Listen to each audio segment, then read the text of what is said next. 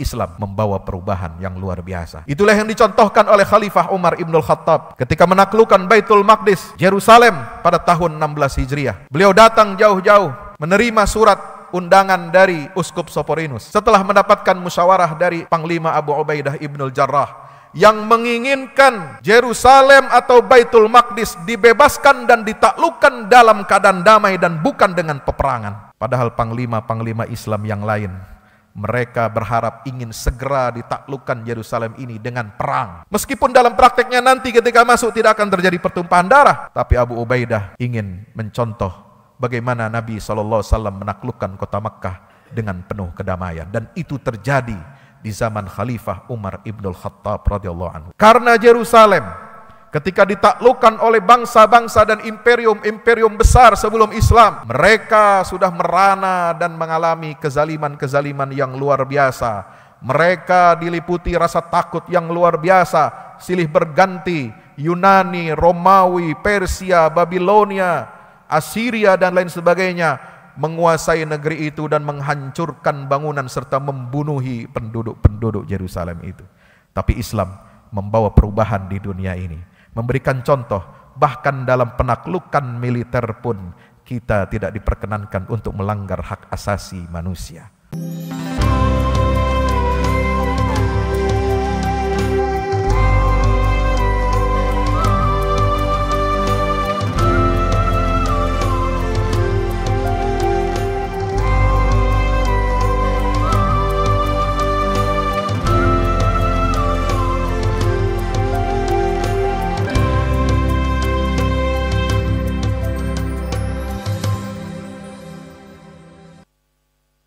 Innal hamdalillah nahmaduhu wa nasta'inuhu wa nastaghfiruhu wa nastahdihi wa na'udzu billahi min shururi anfusina wa min sayyiati a'malina. May yahdihillahu fala mudilla lahu wa may yudlil fala hadiya lahu. Asyhadu an la ilaha illallah wahdahu la syarika lahu wa asyhadu anna Muhammadan 'abduhu wa rasuluhu la nabiyya wa la rasula ba'dahu. Allahumma salli wa sallim wa barik alaihi wa ala alihi wa ashabihi wa man tabi'ahum bi ihsanin ila yaumil qiyamah. Ibadallah, usi nafsi wa iyyakum bi taqwallah. Ittaqullaha haqqa tuqatihi wa la tamutunna illa wa antum muslimun.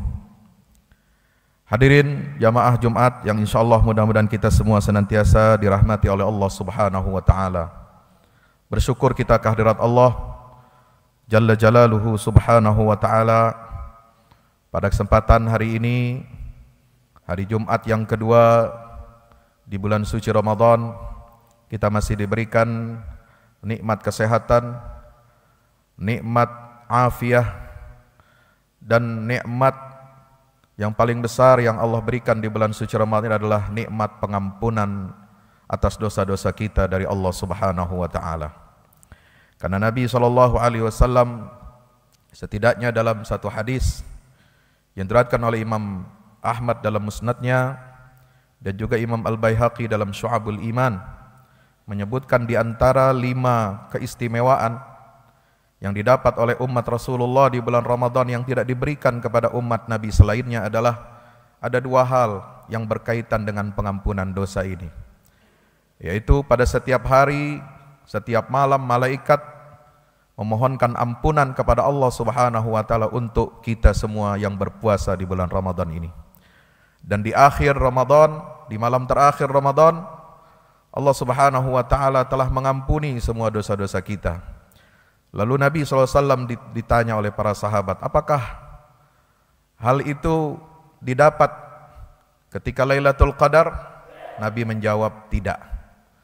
Bukan Lailatul Qadar yang menyebabkan dosa-dosa semua hamba itu dihapuskan oleh Allah Ta'ala, tetapi Allah suka dan mencintai apabila seorang hamba selesai mengerjakan pekerjaannya, maka dia pasti akan membayar dan mengupahnya. Dan upah Allah bagi kita hamba-hamba yang berpuasa di bulan Ramadan ini adalah yang paling sedikit, yang paling kecil adalah mengampuni semua dosa-dosa kita. Amin ya rabbal alamin. Saudaraku yang dirahmati Allah Ta'ala, bulan Ramadan di zaman baginda Rasulullah Sallallahu Alaihi Wasallam begitu istimewa. Bukan hanya kita dianjurkan, diperintahkan oleh Nabi untuk beribadah, mengisi siang harinya dan malam harinya dengan aneka aktivitas ibadah, taqarrub kepada Allah Ta'ala. Tetapi Ramadan bagi pembangunan umat, bagi pembangunan risalah dan dakwah ini adalah sebuah game changer. Ramadan adalah yang mengubah geopolitik dunia. Ramadan yang mengubah halaman lembar buku dalam sejarah peradaban dunia ini, yang tadinya gelap, yang tadinya hitam, yang tadinya berlumuran darah, yang tadinya dipenuhi dengan kezaliman-kezaliman, yang tadinya dipenuhi dengan ketidakadilan, yang tadinya dipenuhi dunia ini dengan keculasan, dengan keangkara-murkaan, maka Allah Subhanahu wa Ta'ala menurunkan kepada hambanya di bulan suci Ramadan ini setidaknya ada 3 peristiwa yang mengubah sejarah peradaban umat manusia, yang tidak berlebihan kalau saya mengatakannya itu adalah the game changer, yang mengubah permainan di atas muka bumi ini. Apa yang pertama? Peristiwa nuzulul Quran. Karena bulan Ramadan ini adalah bulan kita merayakan turunnya Al-Quranul Karim. Ramadan adalah bulan festivalnya Al-Quran. Dan kita diperintahkan oleh Allah, diwajibkan berpuasa sebulan penuh di bulan Ramadan ini adalah dalam rangka kita mensyukuri nikmat turunnya Al-Quran itu. Di dalam surah Al-Anfal ayat 41, Allah Subhanahu wa Ta'ala menyatakan, wa'lamu annama ghanimtum min syai'in fa anna lillahi khumusahu walirrasuli walidil qurba wal yatama wal masakin wa ibnis sabil in kuntum amantum billah wa ma anzalna ala abdina yaumal furqani yaumal taqal jam'an. Di ayat ini, ayat 41 surah Al-Anfal, surat yang khusus diturunkan oleh Allah Subhanahu wa Ta'ala untuk mengisahkan kepada kita perang yang fenomenal, perang pertama yang mengubah geopolitik dunia, yaitu perang Badar Al-Kubra. Allah mengaitkannya dengan peristiwa turunnya Al-Quran, wa ma anzalna ala abdina, dan apa, yaitu wahyu yang telah kami turunkan kepada hamba kami, yaitu Muhammad sallallahu alaihi wasallam. Yaumal Furqan, itu adalah hari yang membedakan, yang memisahkan antara yang hak dan batil. Wa ma anzalna ala abdina yaumal furqan yaumal taqal jam'an, di hari itu pula, hari turunnya Al-Quran bertepatan dengan turunnya Al-Quran itu pula, Allah Subhanahu wa Ta'ala mempertemukan 2 golongan. Yang satu golongan ini berjuang berjihad di jalan Allah, dan yang satu lagi mereka berjuang bukan di atas jalan Allah tapi di atas jalannya syaitan.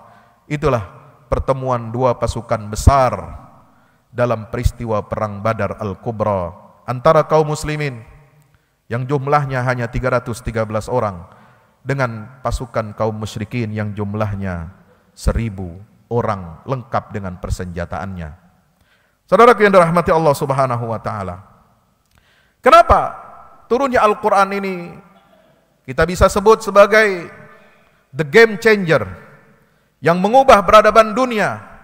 Karena Allah Subhanahu wa Ta'ala menurunkan Al-Quran ini untuk menjadi hudan linnas, menjadi petunjuk bagi semua manusia. Allah turunkan Al-Quran ini sebagai cahaya yang terang benderang, wa anzalna ilaikum nuran mubina.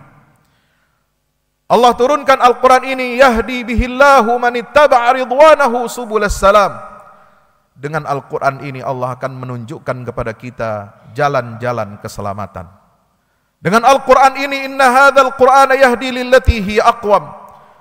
Al-Quran itulah yang menunjukkan kepada kita peta jalan yang paling cepat dan paling lurus, paling selamat, agar kita bisa sampai kepada stasiun keridhaan Allah Subhanahu wa Ta'ala. Saudara yang dirahmati Allah, peradaban dunia yang saat ini kita alami, kita nikmati, meskipun ada kezaliman, meskipun ada kesombongan, meskipun ada kehancuran dan kebinasaan. Tetapi dunia ini masih bisa berharap kepada Islam. Selama ada Al-Quran, selama ada kaum muslimin yang istiqamah dengan petunjuk Al-Quran, maka sesungguhnya dunia ini bisa berharap banyak kepada petunjuk Al-Quran yang diturunkan oleh Allah Ta'ala kepada Nabi kita Muhammad SAW. Sebagaimana Al-Quran telah mengubah sejarah peradaban dunia dengan turunnya ayat yang pertama, Iqra bismi rabbikal ladzi khalaq. Bacalah wahai Muhammad dengan menyebut nama Tuhanmu yang telah menciptakan. Khalaqal insana min 'alaq, dia telah menciptakan manusia dari segumpal darah. Khalaqal insana min 'alaq, Iqra wa rabbukal akram. Diulangi lagi perintah membaca itu, bacalah wahai Muhammad, dan Tuhanmu itu yang maha mulia dan maha pengasih. Iqra bismi rabbikal ladzi khalaq, khalaqal insana min 'alaq, Iqra wa rabbukal akram alladzi 'allama bil qalam. Dialah Allah yang telah mengajarkan kepada umat manusia ini dengan pena. 'Allamal insana ma lam ya'lam. Dia yang mengajarkan manusia apa yang mereka tidak ketahui. Kita sebelumnya tidak mengenal tauhid yang benar. Dunia ini dipenuhi dengan kemusyrikan, dipenuhi dengan kekufuran, dipenuhi dengan kesalahpahaman dan kerusakan akidah yang ada di atas muka bumi ini dalam sistem agama-agama yang tersebar dan dianut oleh umat manusia. Tapi Allah Subhanahu wa Ta'ala berkenan untuk mengutus rahmatnya bagi seluruh alam semesta, yaitu Nabi Muhammad SAW. Wa ma arsalnaka illa rahmatan lil alamin. Untuk menjadi penerang, menjadi pelita yang menerangi jalan hidup umat manusia dengan wahyu Al-Quran yang dibawa, yang didapatkan dari Allah Ta'ala, yang membuka jalan kegelapan itu, mengusir kegelapan itu dengan cahaya Al-Quranul Karim. Al-Quran itulah yang kemudian kita kenal 114 surah, 6.236 ayat, ada terhimpur di dalam 30 juz dalam pembagiannya di dalam Mushaf Asy-Syarif. Itulah Al-Quran yang harus kita jadikan pedoman untuk mengubah perjalanan manusia ini ke arah yang diridhai oleh Allah Subhanahu wa Ta'ala. Kenapa Al-Quran ayat pertama yang diturunkan adalah Iqra di bulan suci Ramadan? Karena kita meyakini bahwa tidak ada peradaban, tidak ada pembebasan, tidak ada perubahan ke arah yang lebih baik kecuali harus dibimbing oleh ilmu pengetahuan yang benar. Ilmu yang berasal bersumber dari Allah Subhanahu wa Ta'ala, sang pemilik, sang pencipta dan pengendali seluruh alam raya dan kehidupan manusia di atas muka bumi ini. Tanpa ilmu dari Allah, maka kita tidak akan bisa mengelola bumi ini dengan baik dan kita akan tersesat selama-lamanya. The game changer yang kedua adalah peristiwa perang Badar, di mana Nabi SAW mendapatkan perintah, mendapatkan izin dari Allah Subhanahu wa Ta'ala untuk berjihad fisabilillah, untuk membela agama Allah, untuk menolong orang-orang yang lemah, untuk melawan kezaliman-kezaliman. Maka terjadilah perang Badar Kubra, di mana pada malam ke-8, pada hari ke-8 Ramadan tahun kedua Hijriah, Nabi keluar dari Madinah menuju lembah Badar. Beliau bermalam beberapa malam di situ, menunggu datangnya kafilah dagang Quraisy yang dipimpin oleh Abu Sufyan bin Harb, yang baru selesai melaksanakan perdagangannya di negeri Syam. Dan mereka membawa harta benda kaum muslimin untuk diperjualbelikan di negeri Syam. Maka itu adalah sebuah tindakan zalim. Dan Nabi perintahkan sahabatnya untuk merebut harta perdagangan itu dan kembali ke tangan pemiliknya yang sah. Sampai beberapa malam Nabi SAW di lembah Badar itu. Maka terjadilah perang Badar itu pada tanggal 17 Ramadan. Setelah kurang lebih 6 hari atau 7 hari Nabi bermalam di lembah Badar itu. Di Aris, di pusat komando pada perang Badar itu, Rasulullah SAW berdoa kepada Allah, mengangkat kedua belah tangannya tinggi-tinggi sampai sorbannya terjatuh ke tanah. Apa yang beliau panjatkan doa kepada Allah? Allahumma hadhihi Quraisyun qad aqbalat bi khuyalaiha wa fakhriha. Ya Allah, di hadapan kami ada pasukan Quraisy. Mereka datang dengan penuh kesombongannya dan kebanggaannya. Tuhadduka wa tukadzibu rasulak. Mereka menentangmu dan mereka telah mendustakan rasulmu. Allahumma fanasraka alladhi wa'adtani. Allahumma ahinhumul ghuda. Ya Allah, di tempat ini, di waktu ini aku memohon pertolonganmu yang telah engkau janjikan kepadaku. Ya Allah, hancurkanlah mereka di keesokan harinya. Jamaah yang dirahmati Allah Subhanahu wa taala. Maka perang Badar ini terjadi berkecamuk pada tanggal 17 Ramadan tahun kedua Hijriah, dan Allah berikan kemenangan yang gilang gemilang kepada baginda Rasulullah dan para sahabatnya. Allah mengutus 3.000 malaikat untuk membantu pasukan kaum muslimin, mengalahkan kaum musyrikin, dan menewaskan banyak pemimpin-pemimpin tokoh kafir Quraisy yang selama 13 tahun di Madinah Nabi berdakwah mengawali risalah yang beliau bawa itu. Mereka telah menyakiti, mereka telah mendustakan, mereka telah melakukan berbagai macam makar tipu daya untuk menghancurkan risalah Islam ini. Saudaraku yang dirahmati Allah Subhanahu wa taala. Yang ketiga, perubahan yang terjadi dalam peradaban Islam ini sehingga kita dapat merasakan nikmatnya hidup di bawah naungan Islam, yaitu peristiwa Fathu Makkah yang terjadi pada tanggal 20 Ramadan tahun ke-8 Hijriah. Setelah tahun ke-6 Hijriah, Nabi menekan menandatangani perjanjian Hudaibiyah bersama para pemuka Quraisy. Dalam perjanjian itu gak terdapat gencatan senjata. Janji untuk 10 tahun hidup dalam keadaan damai dan memberikan ruang bagi kabilah-kabilah Quraisy untuk memilih siapa mereka yang akan dijadikan sekutu. Maka Bani Khuza'ah memilih pihak kaum muslimin dan Rasulullah sebagai sekutu mereka dalam ekonomi, dalam perdagangan, dalam urusan politik dan kemiliteran.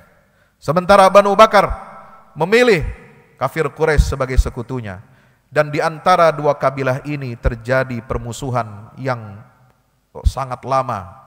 Dan kemudian Bani Bakar ini melakukan pelanggaran, menyerbu dan menyerang Bani Khuza'ah, sehingga Rasulullah SAW menganggap perjanjian Hudaibiyah itu telah selesai. Maka Nabi SAW perintahkan pada tanggal 10 Ramadan tahun 8 Hijriah, ketika umat Islam sedang berpuasa, mengarahkan kaum muslimin untuk bersiap siaga, angkat senjata, membela kehormatan kaum muslimin dan sekutunya yang telah dizalimi oleh sekutu kaum kafir Quraisy. Dibagi oleh Nabi SAW, pasukan yang berangkat ke Makkah untuk menaklukkan kota Makkah itu menjadi 4 bagian, dipimpin oleh masing-masing panglima.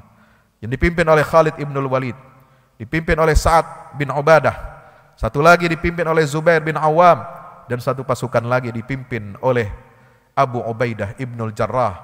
Keempat pasukan ini yang total berjumlah 10.000 pasukan, ditambah 2.000 pasukan yang diminta oleh Rasulullah SAW dari suku-suku Arab yang ada di sekitar Madinah, menjadi totalnya 12.000 masuk ke kota Mekkah dari 4 arah mata angin yang berbeda menuju lembah Bakkah, tempat di mana di situ adalah rumah pertama yang dibangun oleh Nabi Ibrahim alaihissalam untuk mentauhidkan alam semesta ini. Allahu Akbar walillahil hamd. Maka apa yang disampaikan oleh baginda Rasulullah SAW setelah perjalanan 10 hari masuk ke kota Makkah pada tanggal 20 Ramadan, beliau berkhutbah di depan pintu Ka'bah. La ilaha illallah wahdahu la syarikalah, sadaqa wa'dah, wa nasara 'abdah, wa hazamal ahzaba wahdah. Tidak ada Tuhan kecuali Allah Ta'ala. Dialah satu-satunya yang harus kita sembah. Tidak ada sekutu baginya. Dia telah membenarkan janjinya. Dialah yang telah menolong hambanya dan mengalahkan seluruh pasukan-pasukan koalisi yang bergabung untuk menghancurkan Islam. Ya ma'syara Quraisy, madza taqulun. Nabi SAW memanggil sanak kerabatnya, puak kaum Quraisy, bagaimana menurut pendapat kalian? Apa yang kalian harapkan dari aku berdiri di tempat ini?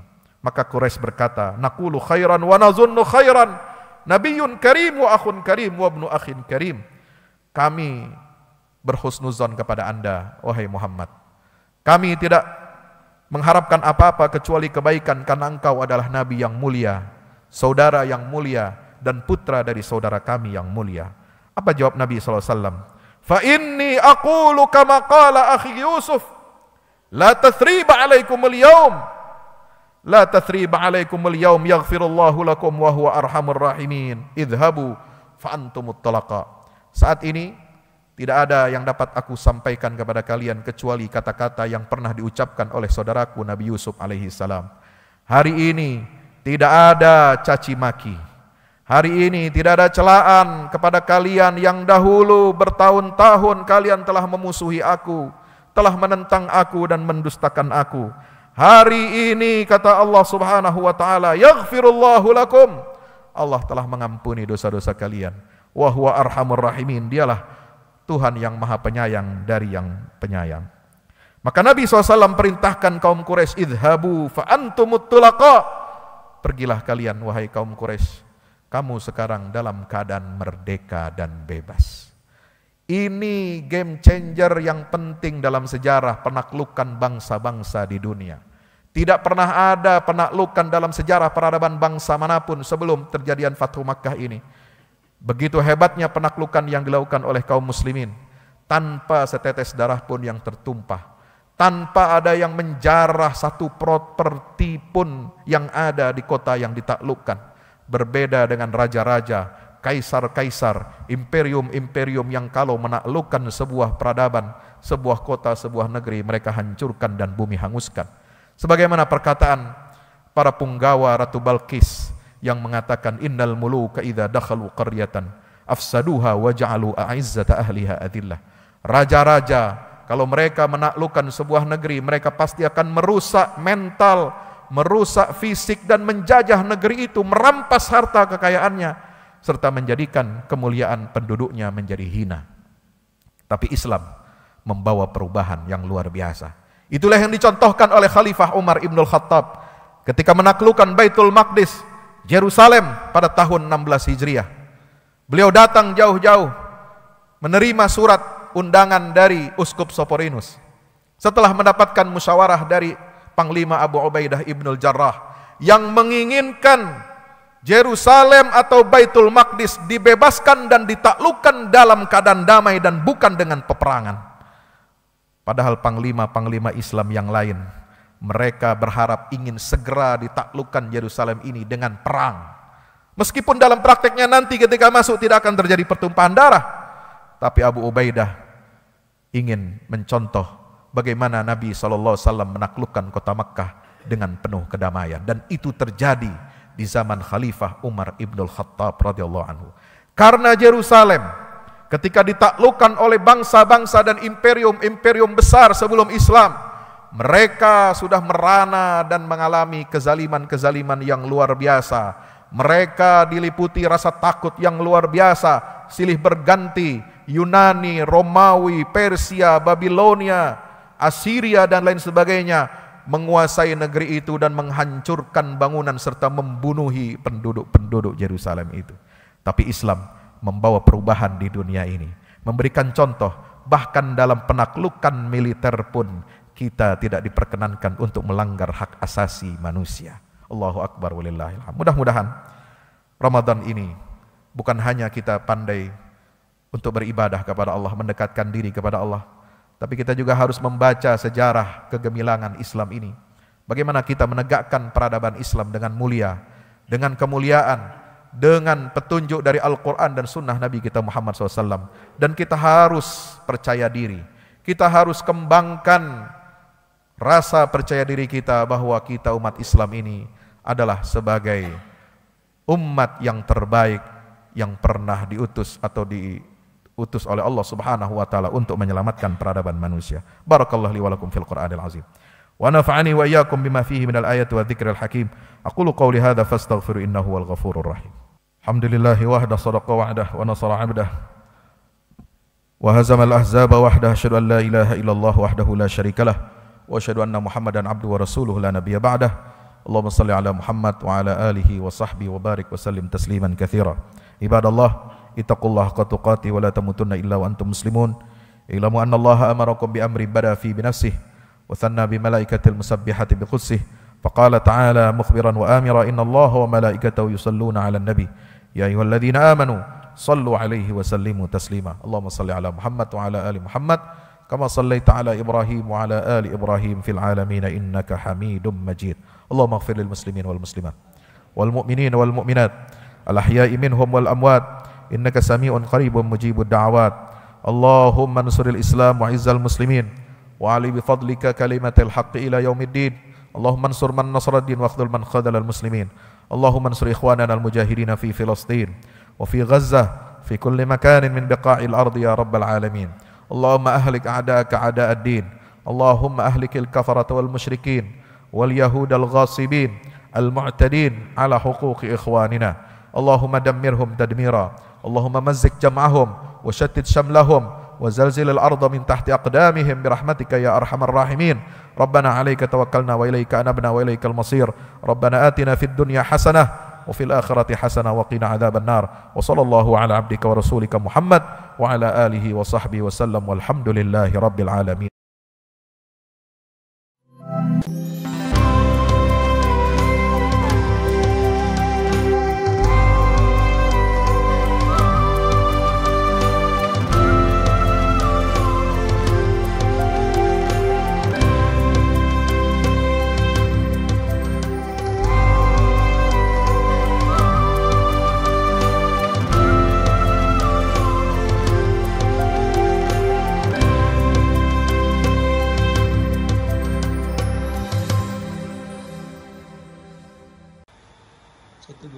Assalamualaikum warahmatullahi wabarakatuh. Tahniah barakallahu fikum untuk guru kita semua Kiai Haji Fahmi Salim LCMA. Masya Allah tabarakallah, launching 2 buku Al-Mukarram, buku Wahai Anakku dan Runtuhkan Zionis. Dan selamat tahniah juga untuk peresmian gedung Al-Fahmu Institute Pusat Dakwah Al-Quran pada 26 Sya'ban hari Kamis 1445 Hijrah bertepatan dengan 7 Maret 2024. Saya adik kelas Ustadz Fahmi Salim di Mesir merasa ikut bahagia, ikut senang. Sekali lagi tahniah, ajmal at-tahani, ungkapan selamat yang terindah untuk Kiai Haji Fahmi Salim LCMA. Barakallahu fikum. Wassalamualaikum warahmatullahi wabarakatuh.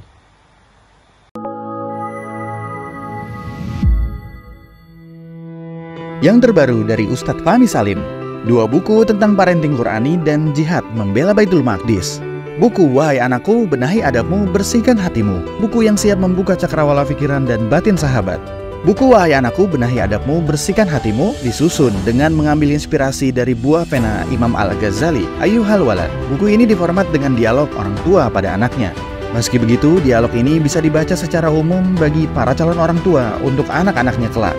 Bentuk dialog kami dapati banyak dipakai dalam kisah-kisah di Al-Quran ketika menerangkan soal pengasuhan. Misalnya antara Nabi Ibrahim dan Nabi Ismail atau Luqman dan putranya. Hadirnya buku ini semoga menjadi penambah keilmuan kita agar tidak salah dalam membentuk generasi penerus yang menjadi pewaris amal jariah kita. Meninggalkan mereka, anak-anak kita sebagai investasi amal soleh yang akan terus mengalir kepada kita. Dapatkan buku Wahai Anakku, Benahi Adabmu, Bersihkan Hatimu segera.